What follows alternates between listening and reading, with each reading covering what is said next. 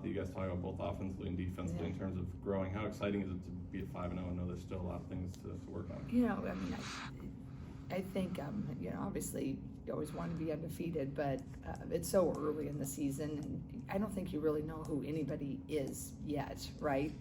There's sleepers, there's, you know, great teams that aren't quite great as you thought.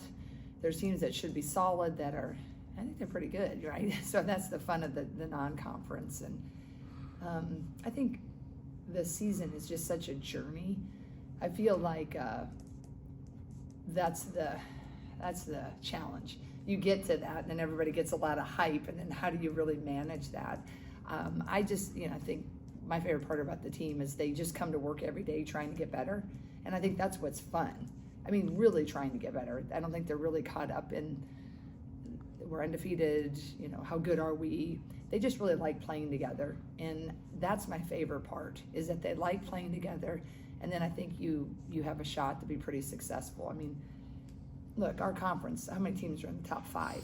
How many teams are in the top 10? So I'm fully aware what's going to be coming down, and you know, we're playing a good you know, a lot of international kids on Sunday, which is a whole different style of basketball. And then Cancun, and then you got Tennessee, and we got Iowa State. So I'm fully aware that this is a nice start, but it's not like we're playing a Big Ten schedule yet. But I'm thrilled with where we are. And you can get a team that kind of have that tunnel vision, especially going through the non-conference when the schedule's a little erratic sometimes, especially with a young team or new team. Mm-hmm. How much can that kind of accelerate everything? Yeah, you know, I think it can help you. Mm-hmm. You know, I've just been doing this a really long time, that I think just keeping them in the middle and enjoying the journey, because I know the Ohio States, right, and the UCLAs and the Tennessee names, and how that rivalry feels with Iowa State, and that's the fun and challenging part, is you never know with that inexperience how they're going to react to it, right? And I've really loved how they've met the moment in Charlotte, and then met the moment at the Pentagon, but then that was kind of like a really cool home game, right? But yet they still were really embracing it, and, you know, grateful for that I think platform. So I'm hopeful that this confidence we're getting when we really get to the teams that are going to throw a lot at you with athleticism, size, skill, pressure, you know, complicated offenses with all the things they throw at you. I think, you know, our vets know that, you know, you don't get to the promised land without a pretty steep climb, but no one's shying away from it. But I don't think anybody's focused on that part of it yet. And I know it sounds cliche, but I think they're really just doing a pretty good job turning that page to the next scouting report. And I think, you know, they're not getting too caught up in what that means, 5-0, and, you know, if we've done it, we're not doing it. They just know that 5-0 feels a lot better than 4-1, right? How are things standing with both Guyton and Johnson as far as? Guyton is definitely, I feel like we get another, if I remember correctly, another step today. And I really love, I think I'm so grateful for our medical team, and you know, from our orthopedic surgeon, Brian Wolf, is so good, all the way down to our athletic training staff, the pace at which we're going. We are able to go, especially now, just because we have some good depth. We didn't need to rush anything. But I think she gets another step today. She's been looking good in the half-court stuff. So I really am hopeful that we could get her in game action in Cancun. You know, she just adds another fun element. She's quick and fast. She also loves defense, and that's really fun. She has from the very beginning. And she comes by the point guard skills, honestly. You know, her mother was she was a WNBA player, all Brazilian, and her dad, of course, played at Indiana in the pros. So I'm pretty excited to get her back. And Kenesa's a little bit slower in her rehab. I think she did it later. I can't remember right now. But for sure, we're going to get Guyton back. I wanted to ask about Hannah Stolk a little bit, obviously playing not necessarily a new position, but a new position as in what she was doing last year. The numbers are pretty good still. I mean, averaging like 15 points, 8 rebounds, but it still seems like maybe there's a couple shots here and Yeah. there that she'd like to have back, a couple turnovers. Just what have you seen from her so far, and what would you like to see going forward? Well, I think what we're seeing is she didn't take a rep from the day after the championship game until game rep wasn't until the third week of September.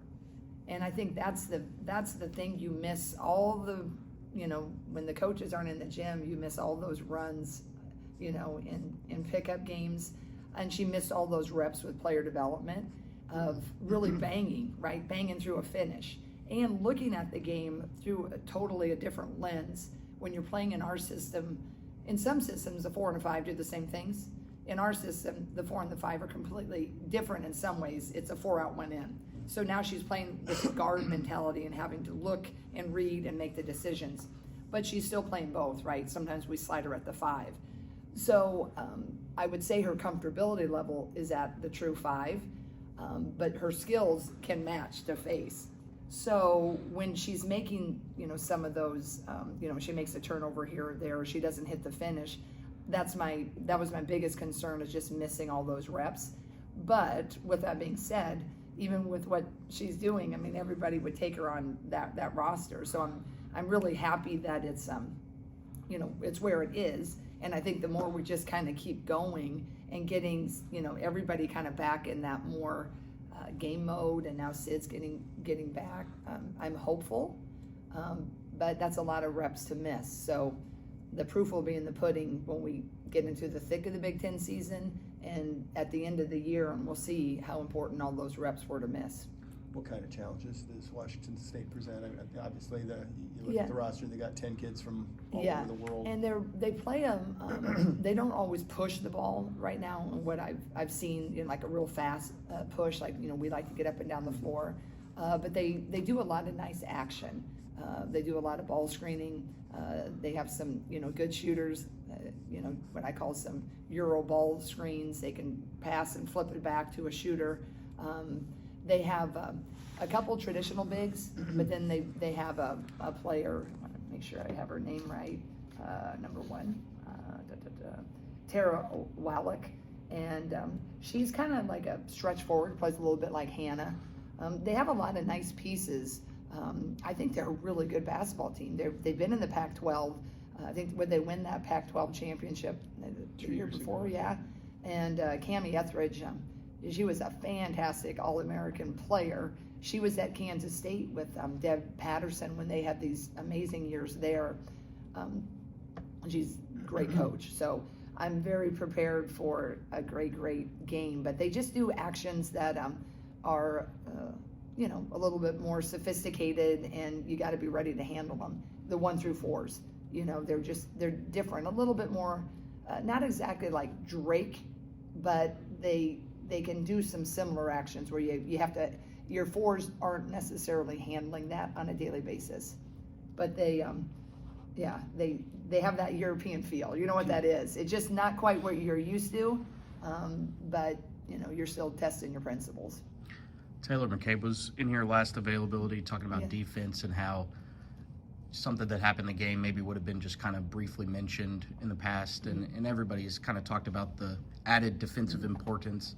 I guess, what does that exactly look like? Is it more film work? Is it just kind of focus? I guess, what is that? It's just a little bit more film work, but I think we've always pointed out the defense. We've just been a juggernaut on offense. We've just been able to go and fly down the floor, and you've had a lot of options, right? Always, and you have one really special option. So now we know we don't always have the luxury. I think we can. What's kind of fun, I think, for the fans and for us too, you never know what that offensive production is going to be. You want to have a couple key cogs, but who's that 3rd and 4th kid? And I think we've seen through this young season already, and Tegan's had some really nice moments, right? Taylor McCabe has had some hot moments. Addison O'Grady has been becoming a solid. So with defensively, when we have our goals that we're focusing on, it's in practice every day that we're trying to also reach those goals, right? To get some stops in a row, celebrate that, talk about why it didn't go well. So we're maybe giving it more equal opportunity, and it feels like you're pointing it out a little bit more. I just feel like part of it is more eyes and emphasis, but they also understand they're competitive. And so spelled it out and said, this is where we think we can improve. And I think everybody, we were being asked, how can you be a little bit different? And we thought we could be a little bit different because naturally we had some better defenders. Lucy Olson coming in, great scorer, but she's a pretty good defender, right? So it's just more of an emphasis, and every day I give it a lot of time, right? A little bit more than probably a 6-on-6, person would, right? I always spent my time on the other part of the ball, so I think that's it. And just trying to celebrate when we do that well. And I think that's long been an issue, and I think any coach will tell you, we like to celebrate the threes and the things that look fancy, but that you don't always get as fired up when you get a stop. So we're trying to get as fired up as when we get a stop. How neat was it? I mean, it was just one moment in 40 minutes the other day, but I think Olsen got the ball stripped from her, and girl was going down, and she and Feuerbach both, both got their hands on the ball and went off the other kid's knee. I mean, just stuff like that. Yeah, and I think that was, thanks for mentioning, I thought that play really was a nice reflection of, I think, who I see they are every day. There was a turnover, there wasn't a head drop exactly, right? It was just a turn, sprint, as fast as you can. And I think the amount of ground that Kylie overcame, right? And then she got a piece of it. They were both running beside her. And I think that's just an intangible that makes this team, really enjoyable. And I think that's a great example is, they didn't give up on the play, and they knew that didn't go so well offensively, but man, if I work really hard, maybe I got a shot to still make it defensively. And I thought that was a great play. In fact, we're going to show that today because we didn't have practice yesterday. So we're definitely going to highlight that. I wanted to ask about Kylie. She looks much more aggressive, confident on the offensive end. She's not afraid to shoot the three. It just hasn't necessarily been going in the last couple of games. What do you feel like she needs to do to get a little bit more consistency? I think that's $1 million question. I mean, these kids are in the gym a lot. I remember when I was a young coach, you're like, you need to get in the gym, right? These guys, I have to worry about their load, right? Because they're trying to fix it so much. But now we have all these fancy things. They wear things in their athletic bra. They can see your jumping load and running, and they're just hard workers. So, I try to tell them to shoot a few shots in your mind, right? But I just think the reps, and sometimes it just has to go through a little bit consistently. I think Kylie probably is putting, a senior finally getting your shot. I tell her, hey, you've done it. You've made it back, from that injury and so forth. So I just think with a lot of them, it's just that more mental. And I'm hopeful that the more we just stay chill and keep running the sets when that plays for them is eventually it'll just be a little ease. Because mechanically, there's not too much wrong when we watched it. Just, at this point, you can't, maybe with their elbows out, right? But through the summer, it's been so pretty. So I think it's part of the journey where, you either got to figure it out and release it, and the shots got to go in. Because pretty soon we're gonna need to have some consistency. It can't just be one kid that's hot that night, or just can't be the inside carrying us. So I feel like it's mental because those kids are in the gym all the time. And sometimes we got to just be like, no, gym's locked tonight. Is my math right? Could she come back for one more year? She could. And I think as we do always, we just we see how it flows. There's a lot that goes into those decisions with real life and the body, how it feels, and the personal, I think, satisfaction, when you're ready to, be a real big person, right? So those doors are, always open, but even when the COVID thing was right away an issue, we never really, even with Monica Sonano and Kate Martin, right? We just kind of let it play out, and when they breathed a second, then it became pretty clear. And I suspect it will with Kylie one way or the other too.